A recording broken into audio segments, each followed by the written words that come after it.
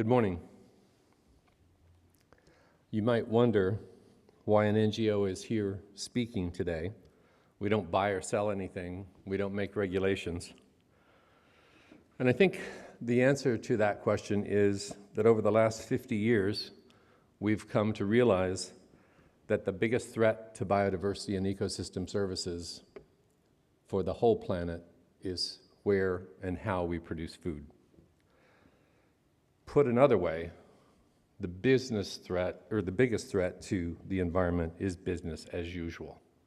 It's agricultural sprawl. We need to figure out how to intensify production, but how to do it sustainably. And we need to focus on efficiency, not just total production. And here's why. This is the challenge. In the next 40 years, we have to produce as much food as we have in the last 8,000. Population by 2050 is going to increase about 23%, up to 9.5 billion. The biggest issue is that income is going to increase by 190%, and that's going to drive a doubling of consumption. The biggest issue before us is that doubling of consumption.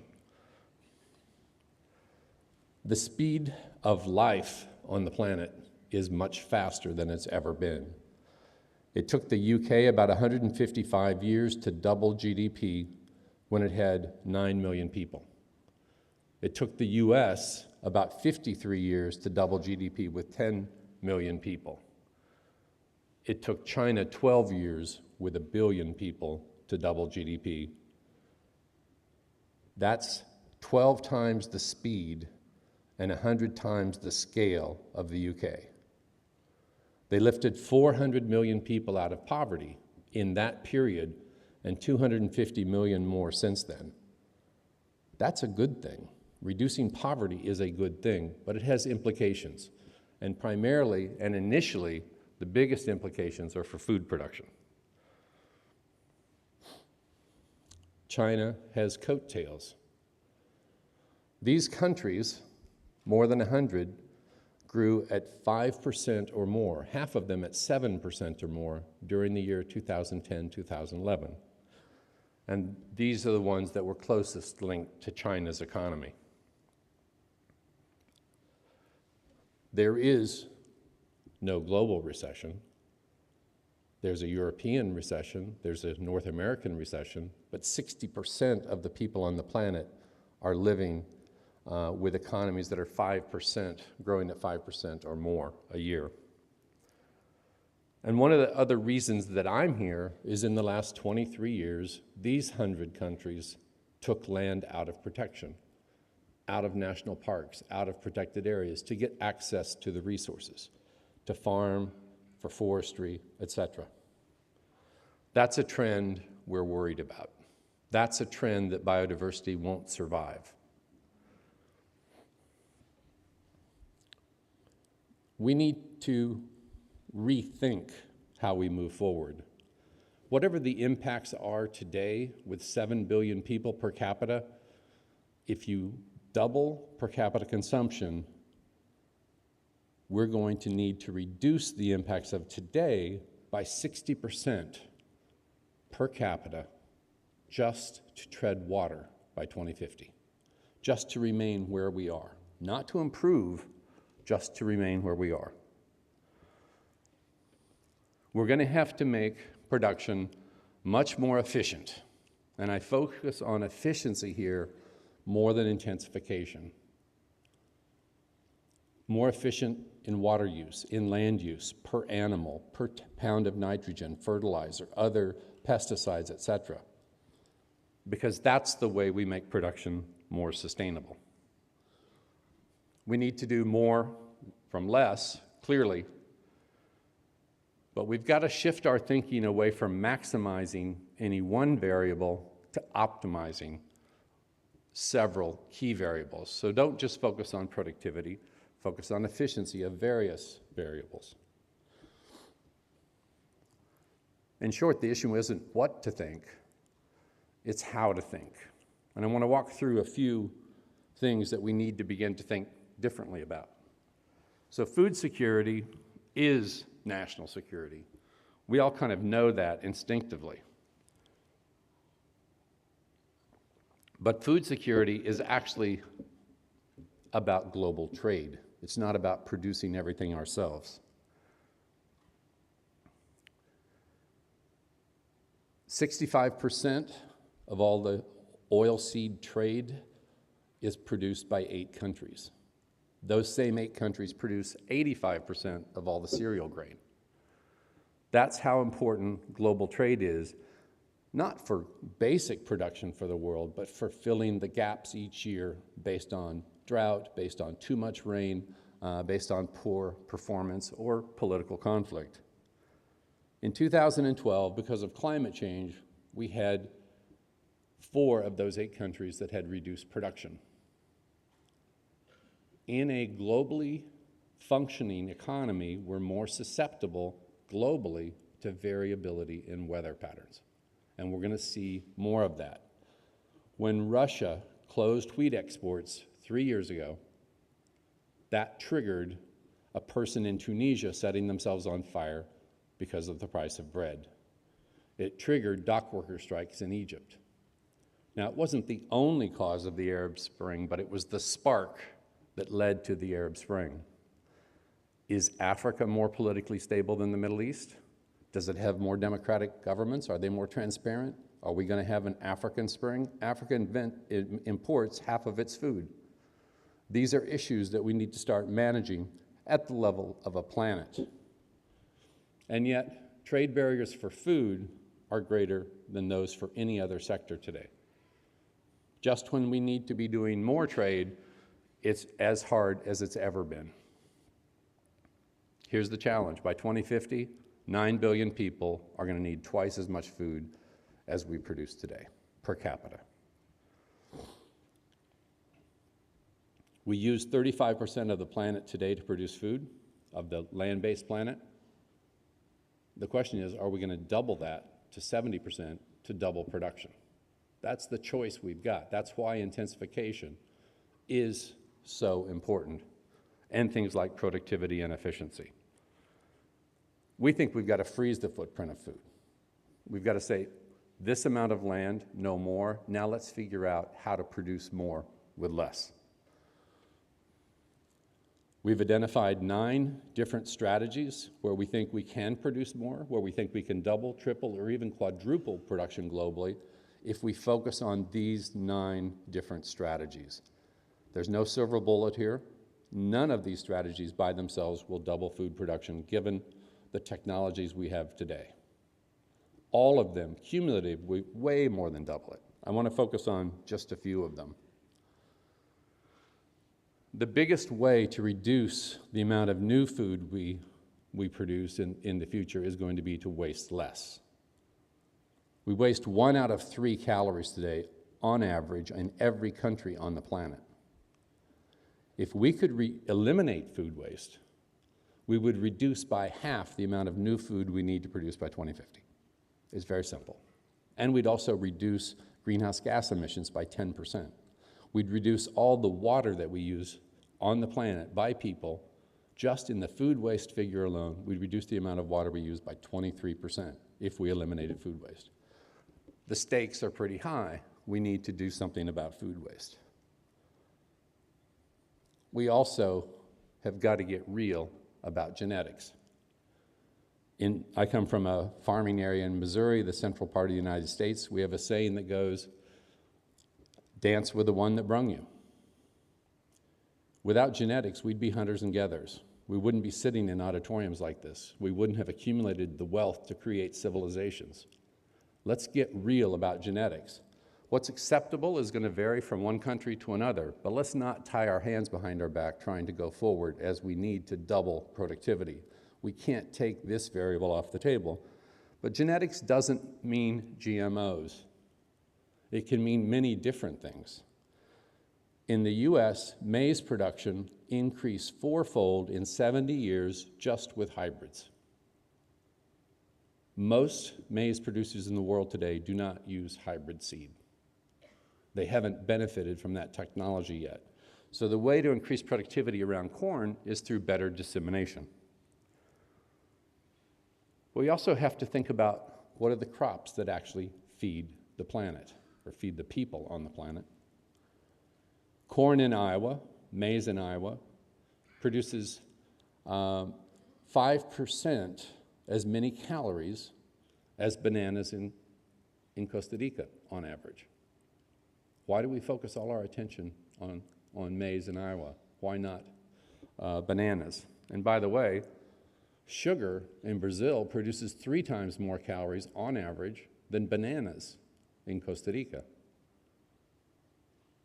60 times more than maize in Iowa. Why are we focusing so much of our attention on corn? And then there are all the other crops, the crops that literally feed people today on the planet. These so-called orphan crops have never benefited from even the most rudimentary kinds of modern plant breeding, marker-assisted breeding, etc. We could double, triple, quadruple production of these basic food crops that are the crops that are consumed in the regions in the world where more people are going to have more income, there are going to be more of them, and they're going to consume more. So why don't we focus on these crops instead? Agriculture today uses about 70% of all the water on the planet that's used by people for any use at all. And the use isn't so efficient. It takes about 1 liter of water to produce 1 calorie of food today. On a water-scarce planet, where water variability is going to be a tremendous factor going forward, we've got to figure out how to use half a liter water to produce 2 calories or 4 calories. That's the metrics we need to get real about. Better practices. We know globally that the difference between the better and the worst producers are probably 100 times. But we're finding in places like the Midwest of the US, and I'm sure in Ireland as well, in Chile and Brazil, the better producers from an efficiency point of view are 10 times better than the worst producers. There is huge gain to be made by helping the bottom. So here's the question. Which is going to give us more food for this people on this planet?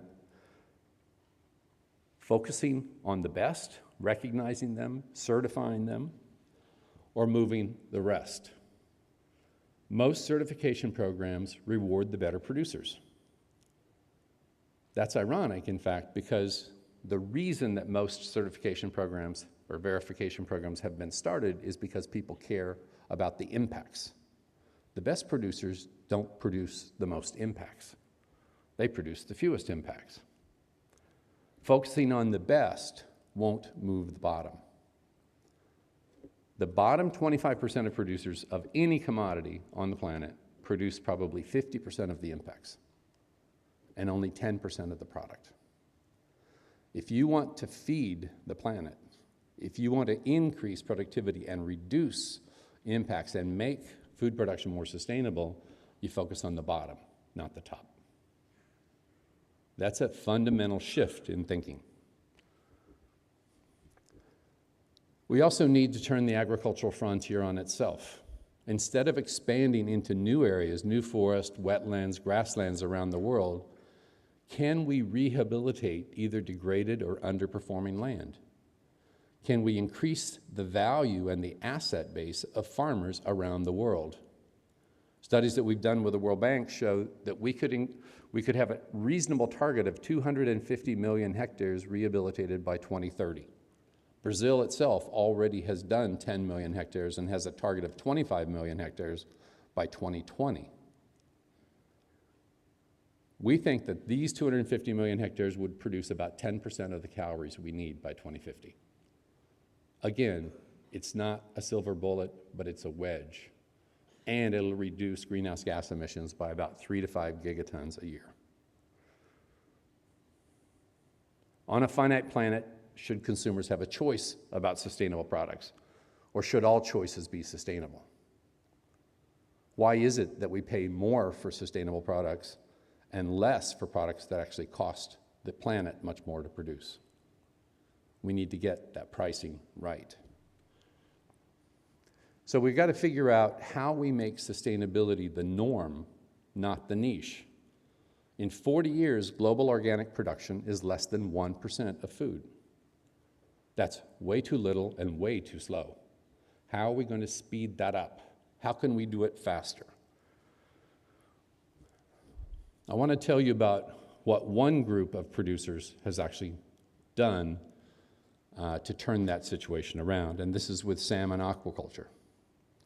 About a month ago, 15 CEOs of salmon-producing companies announced in Trondheim at Aquanor that 100% of their product was going to be certified by a globally credible standard by 2020. Those 15 companies represent 70% of all global production of salmon. And they decided to take a pre-competitive approach. They realized that one bad actor affects the reputation of everybody in the industry, not just the marketplace, but also the license to operate, to produce in the countries where they produce. They decided that instead of seeing sustainability as a competitive issue, they were going to treat it as a pre-competitive issue. They're creating a database to share information amongst the 15 companies and anybody else who wants to take part, how to improve production. What are the costs? What are the returns? What's the return on investment over time? What were the mistakes made? What can be avoided? How can we make new mistakes, not old mistakes? And they're doing this without any sense that there will be a premium for their product. It simply will be the norm for that industry. Can we do that in Ireland? Can we do that in New Zealand? Can we do that in Canada, the US, etc.? Here's the other reality that's going on at the same time.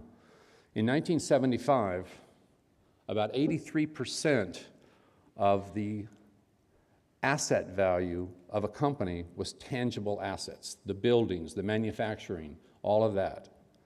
By 2009, it had totally flipped. 81% of a company's value was intangible. Its reputation, its brand. You can take out insurance policies on the fixed assets. What do you do about the reputation? What are you investing in to reduce the reputational risk? We think sustainability is one of the ways you can begin to do that. There's another issue, and you guys might be a little bit aware of it. There's a lot of illegal products in every commodity supply chain. They're not exported illegally, but they're often produced illegally. We're finding it with species, with minerals, with all the seafood, whether it's wild caught or aquaculture, with forest products, and also with plantation agriculture. 2 provinces in Indonesia alone, because the concessions for palm oil are obtained illegally in the norm, mean that 10% of all palm oil in the world is produced illegally. We're finding big numbers in the illegality issue. And these are reputational risks for companies, even if they're not for governments. So we've got to figure out how to begin to address this issue. As we say in Missouri, if you don't know where you're going, any road will get you there. Everybody can do something. Nobody can do everything. But together we can make a difference. Think about it. Thank you very much.